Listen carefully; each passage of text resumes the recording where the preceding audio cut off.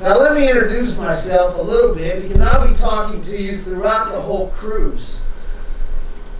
I do the Alaska season. I jump on this ship on May 8th and I stay until September 17th. I do 18 trips up and down, up and down.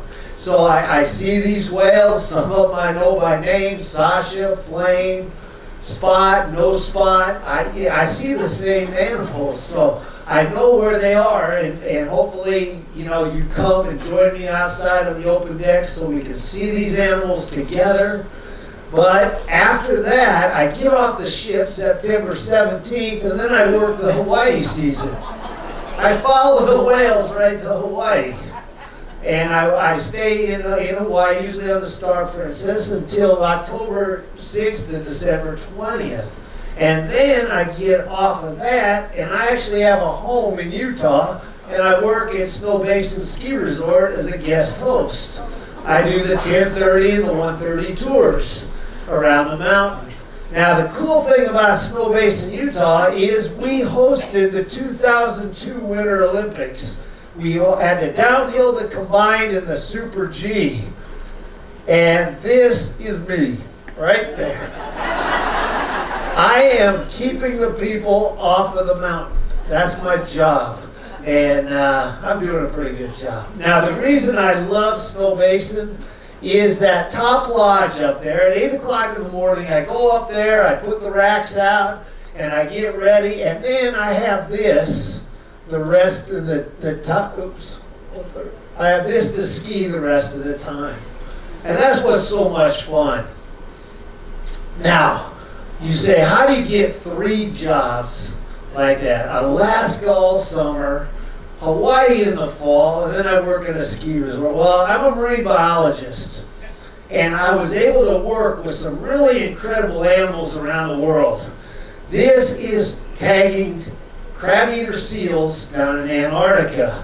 This is what it looks like when you tag a seal down in Antarctica. This seal will eat all night long, and then in the daytime he comes up to sleep. Now we're not going to let him sleep. We have darted him with a pink dart of Valium. And that pink dart is there. The girl, she's going to pull the dart out right there, and then we throw the net over his head, and I jump on him right there. We're going to hold this seal down. We're going to anesthetize him. We're going to take the nitrous oxide, the laughing gas, and put a cone around his head to put him to sleep so we can do our science. We're going to weigh, measure him, and then at the end, we're going to put a satellite tag on. Now, as we bring the nitrous oxide out and we put the mask on him, take a look at how close the mask is to my face. Who's getting more gas, me or the seal? Folks, when this is over, I'm a happy camper. I'm not feeling much pain.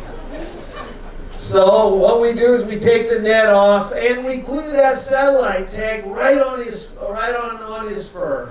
And they molt. So after about 3 months, that satellite tag, it's a $10,000 instrument, it falls to the bottom of the ocean.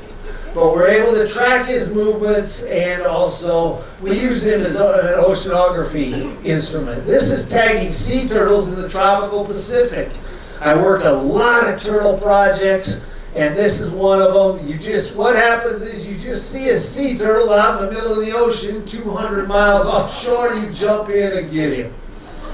And then once you get that sea turtle, you bring him over to the small boat, we'll take him back to the large ship, we'll flipper tag him, we'll take some blood and skin samples, we'll weigh and measure him, and then we'll turn him loose.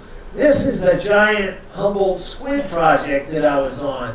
These are the red devils. These are the big boys in the ocean, the big squid. They're 40, 50 pounds. And this is what it looks like. You catch them with fishing poles, and you bring them on board. We dissected them. We took their stomach, their beak, and a tissue sample. But that's the red devil. Now this is the project that took me from the science field to the cruise ship. I was doing oceanography between Iceland and Greenland. and we were taking water samples near the Flemish Cap, and this is the conditions I had to work in. This is the back of the ship. We have 70-foot waves that night. The ship is going up and down. I'm on the right. We're bringing in an underway CTD capsule. And as you can see, kaboom, it's like, are you kidding me? I go into my bunk that night, and I'm laying there just going, Mark, you need a better life. And believe it or not, the next morning I get on my email and Princess says, would you like to be a naturalist? Folks, I couldn't hit yes fast enough. And that was 5 years ago, and that's how I've been with Princess ever since. And I did leave the science field, but it's not a bad field to leave in those conditions. These conditions are much nicer.